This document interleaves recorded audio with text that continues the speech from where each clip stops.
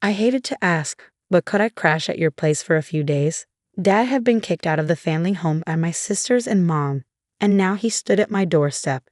Seeing Dad, who had always been so strong, talk about reaching his limit, I blamed myself. "I'm sorry, Dad," I said, trying to apologize for my inability to help alleviate his suffering. In that moment, as I struggled with my guilt, my husband Ethan spoke up. "Let's live with your father-in-law. Are you sure?" I turned to Ethan, surprise evident in my voice. Dad, too, could barely hide his shock, his eyes wide open. "My name is Emily, and I'm 26 years old. Ethan and I started dating in college, and we got married 2 years ago. Our days are filled with a fulfilling work-life balance. Ethan is my best supporter, always by my side. I never thought I'd find someone who gives me such confidence, let alone marry them." As the youngest of 3 sisters, I grew up in an environment where I could never go against my mom and my sisters. I was always the last one in line for attention from mom, and also the lowest in rank among my sisters. Every time I voiced an opinion, sharp words would come flying back at me. Over time, I stopped expressing myself and started to suppress my feelings. I bore the treatment of being treated like a servant by my mom and my sisters without complaining. I wanted a boy. When I found out you were another girl, I was so disgusted. Grace and Ashley are enough for girls. You're an unwanted child, and yet here you are in his house. If you want to stay here, you have to work. Mom often belittled me like this. Even if you tell me that, how many times have I swallowed my words, the ones I wanted to say back to her? By the time I entered elementary school, I was in charge of most of the household chores, from preparing meals and doing laundry to getting the bath ready. People around me would praise me, saying, "That's impressive," or "You're so responsible." But I only found joy in that at first. "It's a given that you do all these things," Mom would say, with no words of thanks or praise. Instead, I was constantly being reprimanded for my cooking or the way I folded the laundry. The one who kept me going through all this was Dad. Unlike Mom and my sisters, Dad loved me and respected me.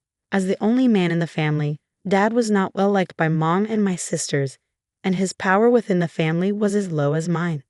But he always stood up for me. "I'm sorry, Emily, you always have to put up with so much. If only we could all live in harmony." Dad would often hold me tight and say these things. Despite his early mornings and late nights for work, Dad would always spend his days off with me, fulfilling Mom and my sister's demands together. And he always listened to my feelings and accepted my words. But my mom and her cohorts didn't seem to like that. "There's no one to protect you today," they'd tell me, pushing more chores onto me. They'd hurl harsh words at Dad too, such as, "For a man, low income," and my sisters would follow their lead, laughing and saying, "Disgusting," and "Don't open your mouth." So no matter how much Dad tried to be a pillar of support, I was becoming increasingly frail. Noticing my distress, Dad said something to me when I entered high school. "Emily, study as much as you can, then go to college, leave this house, and live on your own. You, Emily, have so many possibilities. There's no need to endure and stay in this house forever. I want you to live your life," my father urged me. At his words, I felt both elated and anxious. At the time, my eldest sister Grace, 6 years older than me, was attending a private university, and Ashley, 4 years older, was at a vocational school. Mom would often ridicule Dad for his low income and tell me, "We're poor because he doesn't bring in money, so you should start working once you graduate from high school." Because of this, I believed our family was financially struggling. Despite that, I worried if Dad was pushing himself too hard by telling me to go to college and live on my own. But Dad insisted, "There's no need to worry about money. I feel responsible for making you suffer so much. That's why I don't want you to endure any longer." "Dad," I said, "this is a request from your father. You don't have to worry about anything.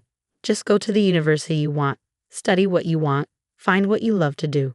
I want you to lead a happy life to make up for the hardship you've been through."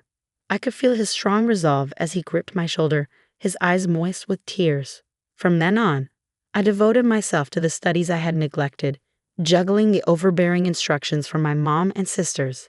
I spent all my remaining time studying at my desk. My hard work paid off, and I was accepted into a university. Dad and I embraced each other, sharing the joy of my acceptance. I kept it a secret from Mom and my sisters until the last minute, only announcing my plans to go to college and live alone on the day I was moving. At that time, Grace had already moved out and was living on her own. leaving only Mom and Ashley at home, who showered me with shouts of rage. I endured their harsh words until the end, finally breaking free from them.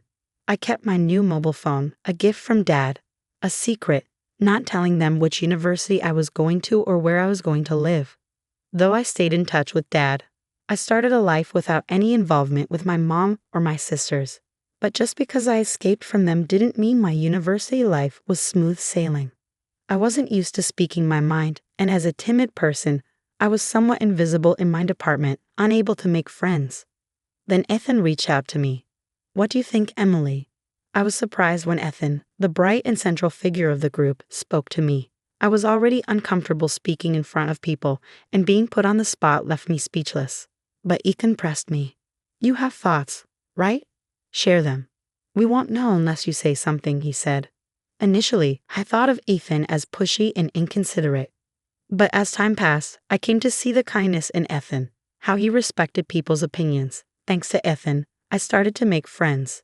Before long, I found myself drawn to him, and by our 3rd year, our relationship had progressed to dating. When I started dating Ethan, Dad excitedly congratulated us. And when I found a job, when Ethan and I decided to move in together, and when we decided to get married, Dad celebrated my happiness as if it was his own. But I had always been worried about Dad. Since starting university, I hadn't been home and hadn't seen Dad even once. We stayed in touch, but I was still concerned. Dad was living at that place with Mom and the others. I had no doubt he was still enduring snide comments from Mom and Ashley, still spending his days under their domineering instructions. "Dad, I'm happy today because of you. Back then, I was powerless and always needed your help. But things have changed. I'm working now, and I'm married. I have someone who supports me, so now it's my turn to help you. Please let me know if you're in any trouble." I told him I announced my marriage, having learned the importance of expressing my feelings to others since being with Ethan. I was finally able to put into words what I had never been able to tell Dad before. "Thank you," Dad replied, but until now, 2 years later, Dad never asked me for help. Furthermore, recently, I heard that Grace, who was supposed to be living alone, quit her job and returned to her parents' house. My worry for Dad had only increased. Then, one day, the doorbell rang just as I was confiding in Ethan about how worried I was about Dad. December was almost over, and even though it wasn't even 4 p.m., it was already getting dark outside. We had no scheduled deliveries, so we were surprised when we looked at the screen of the intercom. The person shown by the camera was none other than Dad. I rushed to the front door and opened it, seeing Dad for the first time in 8 years. His cheeks were hollowed out, and there was more white than black in his hair. He looked visibly unwell. I instinctively knew that his sudden visit without any notice wasn't for a casual reason. "Dad, what's happened?" "Please come inside. It must be cold outside," I said, concerned. Dad was wearing trousers and a long-sleeve shirt, even in December. He seemed too thin, and I wondered why he would be outside dressed like that. But the reason was revealed from Dad's mouth.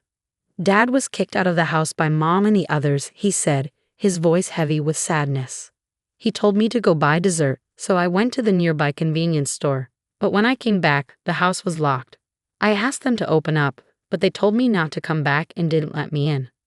"What?" I exclaimed, shocked by what I was hearing. I left the house without my phone or jacket, but I waited for several hours, and they didn't seem to let me in. Dad added, rubbing his cold body as he told us about what happened that day. I quickly made some hot tea and gave it to Dad. He held the cup of tea with both hands to warm up and muttered softly, "I might not be able to go back to that house again." "Why?" I asked, concerned. Ever since Grace came back, Mom and the others' attitude got even worse. I was feeling at my limits too, and then they did this to me. I don't even have the energy to go back. I think I should look for a monthly apartment and think about what to do in the future, Dad explained. "I'm sorry, but could I stay here for a few days? I'll leave as soon as I find an apartment," he added, his voice filled with weariness. I was worried, but I hadn't imagined it was this bad. Dad, who never complained before, was talking about his limits. "I'm sorry, Dad." I began ready to apologize for knowing about his troubles and not being able to do anything when Ethan spoke up. "Let's live with your father." Ethan raised his voice. "Are you sure?" I turned to my husband in surprise. Dad, too, unable to hide his surprise, opened his eyes wide. Sorry for being blunt, especially since we just met, but your father-in-law doesn't look too healthy. I think it would be best if we lived together to help him recover. Everything else can be figured out later, of course, only if he's okay with this, Ethan explained. Ethan's suggestion left Dad and me with nothing but gratitude, and so our new life as a trio began. Just a few days after Dad moved in, our doorbell rang again. All three of us were stunned by the figures displayed on the intercom screen. Mom and my sisters were standing there. "Why here?" I whispered, shocked and bitter past memories making my breath hitch. But I had to face them. I didn't know what they would do next, and panic set in. I opened the door, and before me stood my mother, flanked by Grace and Ashley. "Wow, I didn't expect you to be living in such a fancy place. I thought you were scraping by in some rundown apartment," Mom remarked, her tone dripping with condescension. Hearing her voice after such a long time, all I could feel was resentment. "Why are you here?" I asked, trying to keep my tone steady despite the turmoil brewing within me. "Your father's mobile had your address in it." I had no idea Emily even had a mobile phone. "Why would you give him your contact info but not us? Are you honoring the wrong person?" Grace interjected arrogantly, looking down at me, just as she always did. After Mom's words, seeing Grace like this, Mom smiled, satisfied, and spoke again. "Well, never mind. Is your father here?" "We're having some trouble without him," she said. There were no signs of actual distress on their faces. All three of them were smirking. "In trouble? But you're the ones who kicked him out," I retorted, my irritation mounting with each word. "You've become quite sassy, haven't you?" "So is he here?" "Move aside," Mom demanded, her typical overbearing tone evident in her condescending remarks about me. "No," I responded firmly, fueled by Ethan's support and my own newfound strength. It would have been impossible in the past, but I had changed, all thanks to Ethan. Mom's irritation became apparent as she raised her voice. "When did I ever give you permission to talk back? Just move. You can't even listen to what I say." "I'm not the same person I used to be. I won't be pushed around by you, Mom," I refused firmly, Ethan coming up beside me, trying to shoo Mom and the others away. Despite our efforts, Mom and her group wouldn't leave. We repeated move and no until, tired of the ordeal or maybe having given up, Mom was the one to break first. "That's enough. I don't want to hear any more from you. If you won't move, can you at least let us know when the money will be deposited in our account? It's really annoying that all you can do is put money in, and you can't even do that," Mom said, her words leaving me speechless. How did she think she's been able to live without working? My anger reached its peak. From now on, Dad will be living with us. Dad and I will no longer be pushed around by you guys. Please divorce Dad and stop causing him pain, I declared, unable to hold back my words any longer. But the response from my mom was something I hadn't anticipated. I hadn't anticipated Mom's reaction. "Don't make it sound like I'm the bad guy. I've been kind enough to stay as a family with a man like him, who is low income and can't do a thing. You should be thanking me," Mom said, her words cutting deep. "What?" I gasped, stunned by her audacity. "You're just like your dad, a low-income loser acting high and mighty. But in the end, all you're doing is licking each other's wounds," Mom continued, her tone dripping with disdain. I felt like I was about to lose control. At Mom's words, I was on the verge of raising my voice, of lashing out, but then my husband spoke up. "Emily works hard. She's a supervisor, earning a decent wage. I'd appreciate it if you didn't belittle us with comments about licking wounds," Ethan intervened, his voice firm. Mom retorted, "Don't you dare talk back to me. You're an outsider, so stay quiet." That's when Dad, who should have been in the living room, was suddenly at my side, addressing Mom. "I've heard enough. We can't impose on Emily and Ethan anymore. Let's get a divorce," Dad declared, surprising everyone. "Dad," I exclaimed, shocked by his sudden proclamation. But my sisters chimed in with approval. That's fine. We don't need a creepy guy like you," one of them called out. Encouraged by my sisters, Mom agreed, "That's fine by me." I was dumbfounded by how quickly things had been resolved, but the peace didn't last long. "But there's one condition. Hand over that house to me, then I'll give you your divorce." Mom laid out her demand, revealing her greed. I couldn't believe it. How greedy could this woman be? But Dad quickly agreed to Mom's demand. "Dad, are you sure?" I asked, shocked by his compliance. "If that's all it takes to get a divorce, it's a small price to pay," Dad replied, smiling at me reassuringly before turning back to Mom with a serious expression. I'll do as you ask. Leave for today. I'll come over tomorrow. With that, Dad sent Mom and my sisters home. They continued to belittle me until the end, but I didn't care. I felt guilty for pushing for a divorce and causing Dad to lose his home, but Dad patted my shoulder reassuringly. It's not your fault, Emily. In fact, I'm glad you spoke up, he said. The next day, Dad went back home one last time with the divorce papers.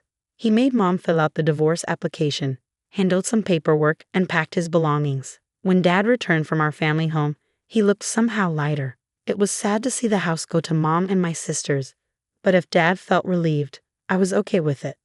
A few months later, Dad told me what had happened to Mom and my sisters. They had taken the family home as part of the divorce settlement and planned to live lavishly by selling it. However, the house was old and the location wasn't great. They couldn't sell the house or land for much, and demolition costs ate into the proceeds. In the end, they were left with almost nothing. Now without a home or savings, Mom didn't work, and neither did Grace or Ashley have stable jobs. And with Dad gone, the same Dad they ridiculed for his low income status while they leaned on him for living expenses, the trio found themselves in dire straits. They tried seeking help and showed up at our house several times, but we never opened the door to them. Still, they refused to give up, causing commotion at the front porch. I finally had to tell them through the intercom, if you make any more noise, I'll call the cops. Now it seems they're barely managing, renting an apartment that's too cramped for three. Even Mom, who never worked before, was seemingly forced to get a job. That's how desperate they were. Despite all the times they made fun of Dad and me as a trio, they now seem to be constantly bickering among themselves, blaming each other for their current circumstances. People rarely change. With neither Dad nor me around anymore, the ones I used to ridicule, they can't help but find someone else to target. It seems they're destined to lead lives filled with both physical and emotional poverty. Meanwhile, our lives have taken the polar opposite trajectory. Despite all their mockery about Dad being low income, he had actually been trading stocks for years, amassing a fortune. We only learned about this after the divorce was finalized. Dad feared that if any information leaked out, the trio would try to seize his assets, so he had decided not to mention it until the divorce was over. That's probably why he didn't mind giving up the family home. Now we're living comfortably in a new house that Dad built with his wealth. He quit his job to focus on his stocks. My husband and I have jobs too, so we're not struggling financially. We support each other while each maintaining our own financial independence. We hope to build a loving family that we couldn't have when we were young from here on out.